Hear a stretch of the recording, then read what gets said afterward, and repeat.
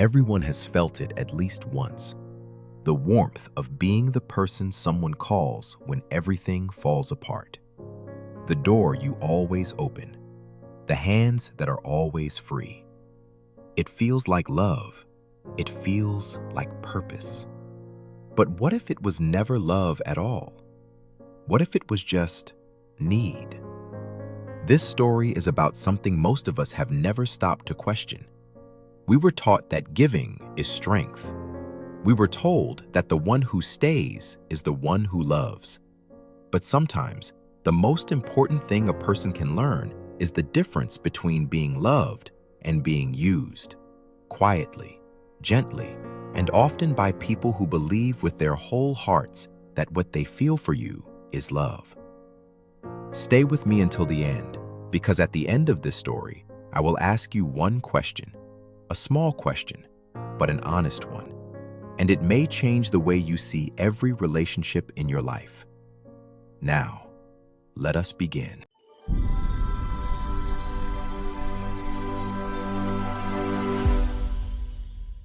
Once upon a time, in a quiet town near a slow-moving river, there lived a woman named Sera. She was a weaver. She worked at a large wooden loom in the front room of her house, and from early morning until the light faded, her hands moved steadily across the threads. She was skilled. People came from neighboring towns to commission her work. Blankets for new babies, cloth for wedding garments, curtains for homes being built from scratch. But Sera had a problem that had nothing to do with her craft. She could not stop giving herself away. If a neighbor's child was crying, Sera took the child without being asked. If someone in the market looked overwhelmed, she was the first to kneel and help. If a friend arrived at her door with sadness in her eyes, Sera set down her shuttle, left her loom mid-thread, and gave the whole afternoon. People said Sera had a rare kind of heart. They said she was born to care for others. And Sera believed them, because when she gave, she felt something close to peace, like she was exactly where she was supposed to be. She had a husband named Rael, a steady man, practical and reliable. But Rael carried his troubles silently. When work was scarce, he became a closed door. He stopped asking how her weaving was going. He moved through the house like a man thinking of something far away. And Sera, without being asked, would bring him tea, fill the silence with small talk, smooth over the distance with her own effort.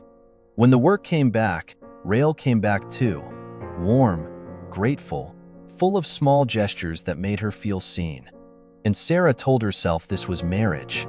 Her closest friend was a woman named Lean. Sharp, funny, full of life. Someone Sera had known since they were girls running along the riverbank. But Lean had a habit. Whenever her life became difficult, she came to Sera. Not to ask how Sera was, not to bring anything. She came to pour. And Sera received it all, every time, without complaint. After every visit, Lean left lighter. Sera sat alone in her front room, heavier than before, and returned to her loom as if nothing had happened. Still, she told herself this was friendship.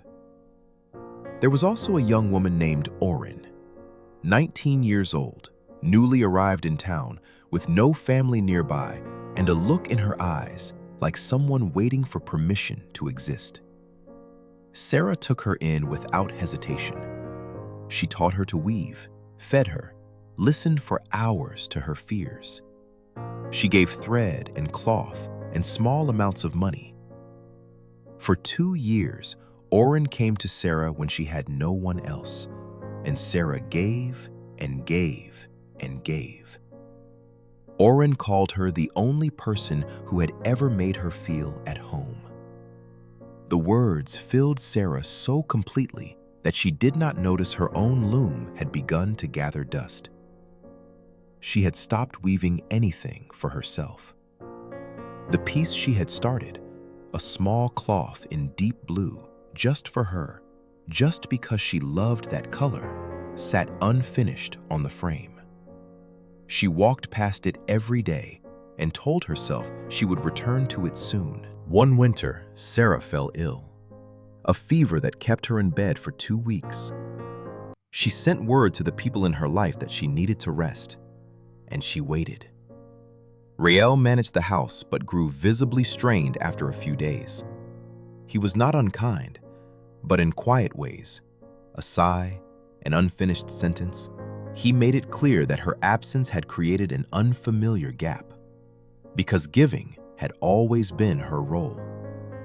Lena came on the 4th day.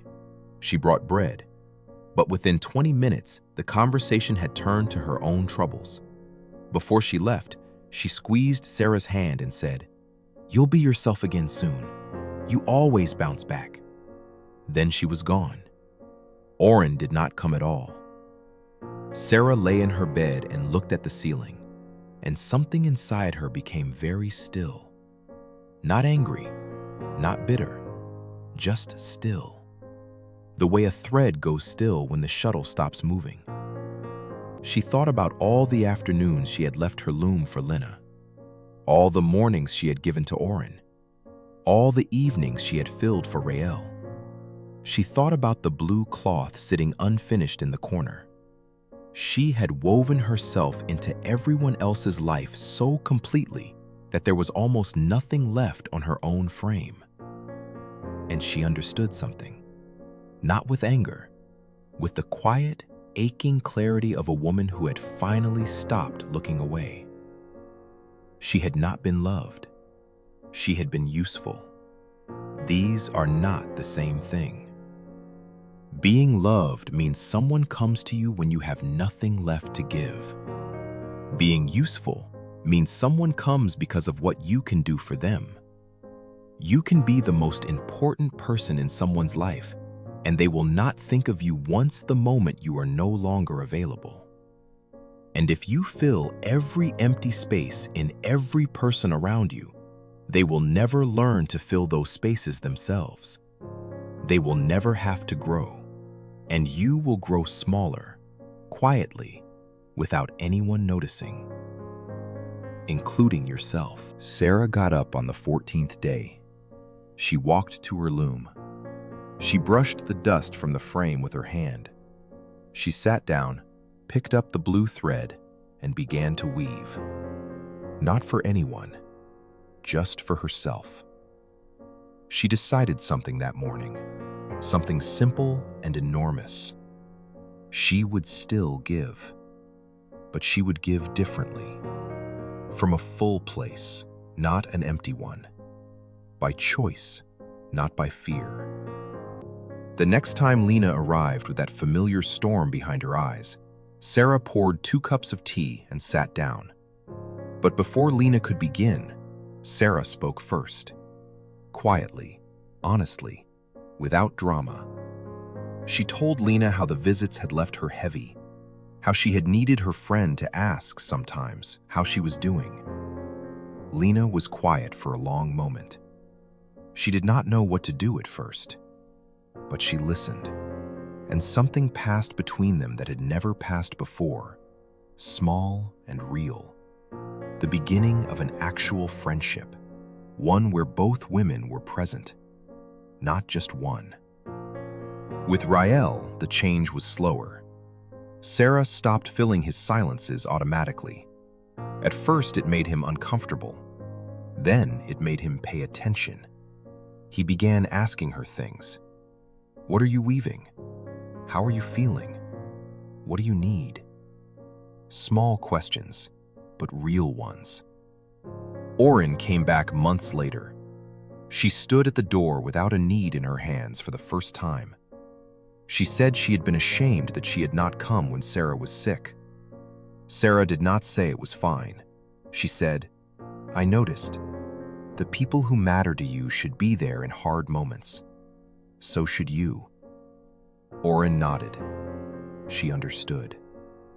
And that one honest conversation gave her something that years of silent giving never could. It gave her a standard to live up to. Sera did not become a cold woman. She did not close her door, but she learned to open it differently, with choice, not obligation, with love, not fear. And in the months that followed, the people who truly cared for her became visible. They had always been there, quiet ones who never asked for much and never disappeared when she had nothing to offer. She had been too busy weaving herself into the loudest needs to notice them. Now she saw them. Now she had something left to give them, and to herself. The blue cloth was finished by spring. It was the most beautiful thing she had ever made. Now, my friend, the question I promised. Think of the people closest to you. When you had nothing to give, when you were tired or sick or simply empty, who stayed? Not who said they cared, not who came when it was easy. Who stayed when you had nothing left? Those are the people who love you. The ones who only arrive when they need something. They are not bad people, but they are not loving you. They are using you. Gently, often without knowing it. You are not a service. You are a person. And the moment you begin to treat yourself that way, you will see clearly, without anger, without bitterness, exactly who is really there. Give. Be kind. Keep your door open. But weave something for yourself. Because a person who has nothing left on their own frame has nothing real left to give anyone else. If this story touched you, share it with someone who needs to hear it today. Subscribe so you don't miss what comes next. Until the next story, choose wisely who you give your thread to, and never forget to save some for yourself.